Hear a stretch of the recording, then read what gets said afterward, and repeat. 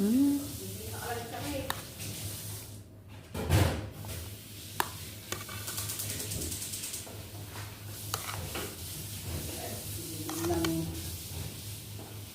Tapos na sana yun.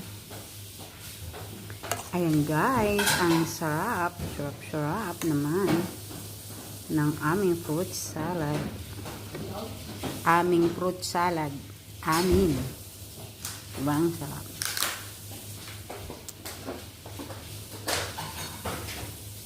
Ito ay ginawa ng Pasko pero sa birthday, sa birthday pa yan kakainin.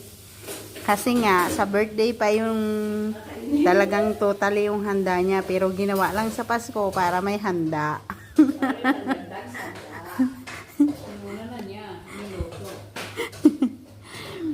O diba guys, ang swerte.